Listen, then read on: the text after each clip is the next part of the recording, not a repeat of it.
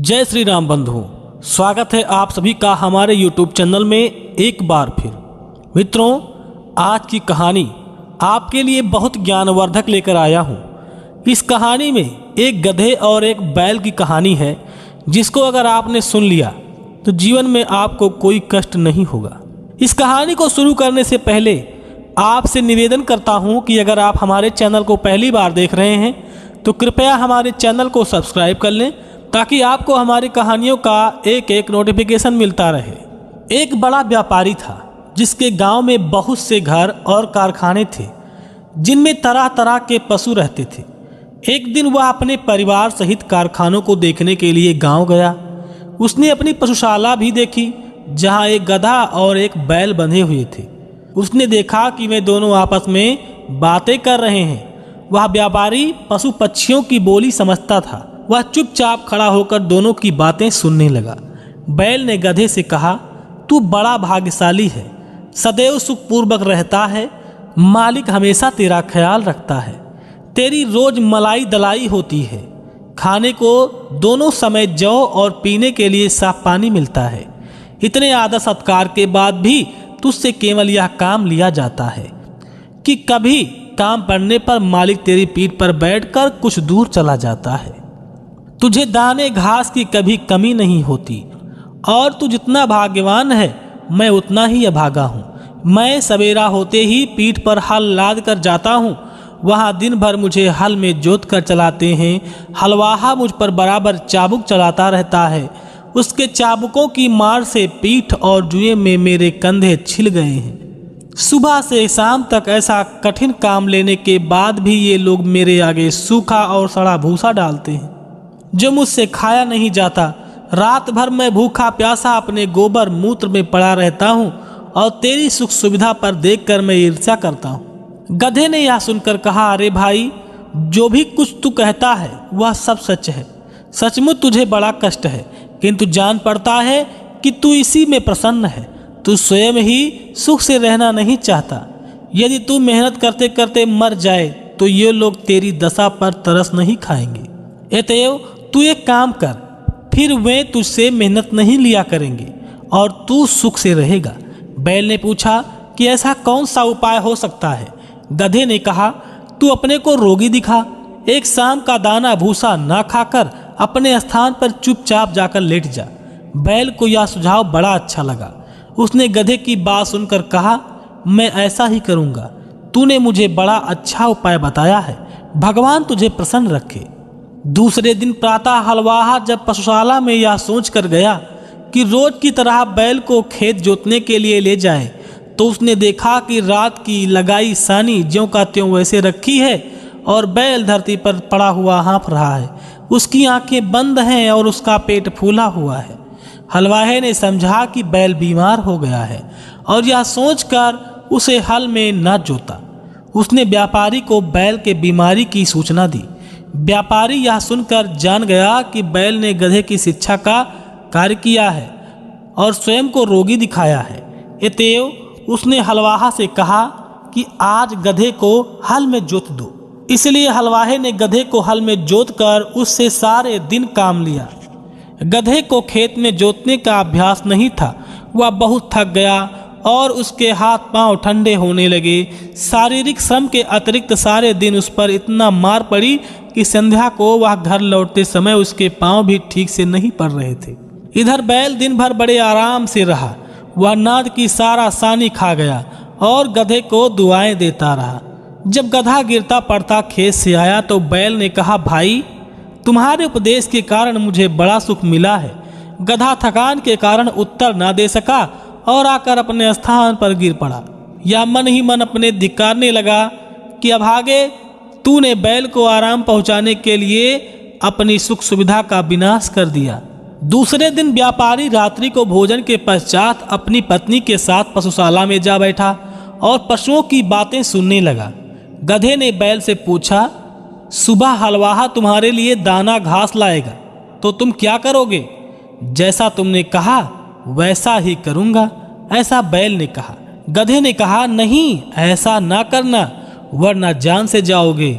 शाम को लौटते समय मैंने सुना है कि हमारा स्वामी अपने रसोइये से कह रहा था कि कल कसाई और चमार को बुला लाना और बैल जो बीमार हो गया है उसका मांस खाल बेच डालना। मैंने जो सुना था वह मित्रता के नाते तुझसे बता रहा हूँ। अब तेरी इसी में भलाई है कि सुबह जब तेरे आगे चारा डाला जाए तो तू उसे जल्दी से उठकर खा ले और स्वस्थ बन जा। फिर हमारा स्वामी तुझे स्वस्थ देखकर तुझे मारने का इरादा छोड़ देगा। ये बात सुनकर बैल भयभीत होकर बोला, भाई ईश्वर तुझे सदा सुखी रखे, तेरे कारण मेरे प्राण बच गए। अब मैं वही करूँगा जैसा तू चाहता है। व्यापारी यह बात सुनकर ठहाका लगाकर हंसने लगा। उसकी स्त्री को इस बात से बड़ा आश्चर्य हुआ। वह पूछने लगी, तुम अकारण ही क्यों हंस पड़े? व्यापारी ने कहा कि यह बात बताने की नहीं है, मैं सिर्फ यह कह सकता हूँ कि मैं बैल और गधे की बातें सुनकर हंसा हूँ। स्त्री ने कहा, मुझे भी विद्या सिखाओ जिससे पशुओं की बोली समझ लेते हैं। व्यापारी ने इससे इनकार कर दिया। स्त्री बोली, आखिर तुम मुझे यहाँ क्यों लेकर आए हो, और लेकर आए हो तो सिखाते क्यों नहीं हो? व्यापारी बोला, अगर मैंने तुम्हें यह विद्या सिखा दी तो मैं जीवित नहीं रहूँगा। स्त्री ने कहा, तुम मुझे धोखा दे रहे हो। क्या वह आदमी जिसने तुझे यह सिखाया था सिखाने के बाद मर गया? तुम कैसे मर जाओगे? तुम झूठ बोलते हो। कुछ भी हो, मैं तुमसे यह विद्या सीख कर ही रहूँगी। अगर तुम मुझे नहीं सिखाओगे तो मैं प्राण त्याग दूंगी। यह कहकर वह स्त्री घर आ गई और अपनी कोठरी का दरवाजा बंद करके रात भर चिल्लाती और गाली गलौज करती रही।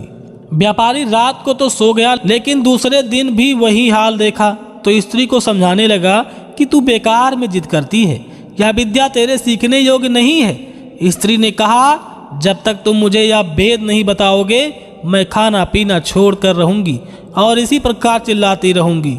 व्यापारी ने कहा, अगर तेरी यही मूर्खता की बात मान लूँ तो मैं अपनी जान से हाथ धो बैठूंगा। स्त्री ने कहा, मेरी बला से तुम जियो या मरो, लेकिन तुमसे यह सीख कर ही रहूँगी। पशुओं की बोली कैसे समझी जाती है?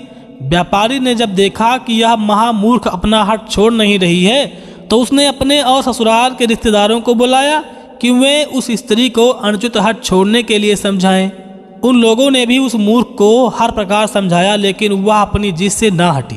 उसे इस बात की बिल्कुल चिंता नहीं थी कि उसका पति मर जाएगा। छोटे बच्चे माँ की यह दशा देखकर हाहाकार करने लगे। व्यापारी की समझ में नहीं आ रहा था कि वह अब क्या करे। स्त्री को कैसे समझाए कि विद्या को सीखने का हठ ठीक नहीं है। वह अजीब दुविधा में था। अगर मैं बताता तो मेरी जान जाती और नहीं बताता तो स्त्री रो रो कर मर जाएगी। इसी उधेड़बुन में वह अपने घर के बाहर जा बैठा। उसने देखा कि उसका कुत्ता उसके मुर्गे को मुर्गियों से भोग करते देख रहा है। उसने देखा कि उसका कुत्ता उसके मुर्गे को मुर्गियों से भोग करते देखकर गुर्राने लगा। उसने मुर्गे से कहा, तुझे लज्जा नहीं आती कि आज के जैसी दुखदाई दिन भी यहाँ तू काम कर रहा है? मुर्गे ने कहा, आज ऐसी क्या बात हो गई कि मैं आनंद करूं? कुत्ता बोला, आज हमारा स्वामी अति चिंताकुल है। उसकी स्त्री की मति मारी गई है और वह उससे ऐसे भेद को पूछ रही है जिसे बताने से वह तुरंत ही मर जाएगा। नहीं बताएगा तो स्त्री रो रो कर मर जाएगी। इसी से सारे लोग दुखी हैं और तेरे अतिरिक्त कोई ऐसा नहीं है जो स्त्री संभोग की बात भी सोचे। मुर्गा बोला, हमारा स्वामी मूर्ख है जो एक स्त्री का पति है और वह भी उसके अधीन नहीं है। मेरी तो 50 मुर्गियां हैं और सब मेरे अधीन हैं। अगर हमारा स्वामी एक काम करे तो उसका दुख अभी दूर हो जाएगा। कुत्ते ने पूछा कि स्वामी क्या करे तो उसकी मूर्ख स्त्री समझ में वापस लौट आएगी? मुर्गे ने कहा, हमारा स्वामी को चाहिए कि वह एक मजबूत डंडा लेकर उस कोठरी में जाए जहां उसकी स्त्री चीख चिल्ला रही है, दरवाजा अंदर से बंद कर ले और स्त्री की जमकर पिटाई करे। कुछ देर में स्त्री अपना हट छोड़ देगी। मुर्गे की बात सुनकर व्यापारी ने उठकर एक मोटा डंडा लिया और उस कोठरी में गया जहां उसकी पत्नी चीख चिल्ला रही थी। दरवाजा बंद करके अंदर उस व्यापारी ने उस स्त्री को खूब पीटा और कुछ देर चीख चिल्लाने के बाद वह स्त्री शांत हो गई। उसने कहा कि मुझे कुछ नहीं चाहिए, मैं जैसी हूँ वैसी ठीक हूँ, मुझे कोई विद्या नहीं चाहिए। आज के बाद मैं जिद नहीं करूँगी। इस पर व्यापारी ने अपना हाथ रोक लिया। दोस्तों, यह कहानी हमें यह सीख देती है कि जो विद्या हम किसी के बताने के योग्य नहीं है उसको हमें जाहिर नहीं करनी चाहिए और कितना भी हो जाए लेकिन उसको नहीं बताना चाहिए, क्योंकि अगर भेद खुल गया तो इंसान की मृत्यु भी हो सकती है। और उसी विद्या के अनुसार उस व्यापारी की पत्नी ने अपने पति का भी ध्यान नहीं दिया और यही कहा कि मुझे सिर्फ उस विद्या को सीखना है। तो दोस्तों, आज की कहानी से आपको क्या सीख मिली हमें कमेंट के माध्यम से ज़रूर बताएं। और अगर आपको कहानी अच्छी लगी तो कृपया इस वीडियो को लाइक और इस चैनल को सब्सक्राइब जरूर करें, क्योंकि ऐसे ही ज्ञानवर्धक कहानियों को मैं अपने इस चैनल पर लेकर आता हूं। अब लेते हैं आपसे इजाज़त, मिलेंगे फिर ऐसी खास जानकारी के साथ। तब तक के लिए जय हिंद, जय भारत।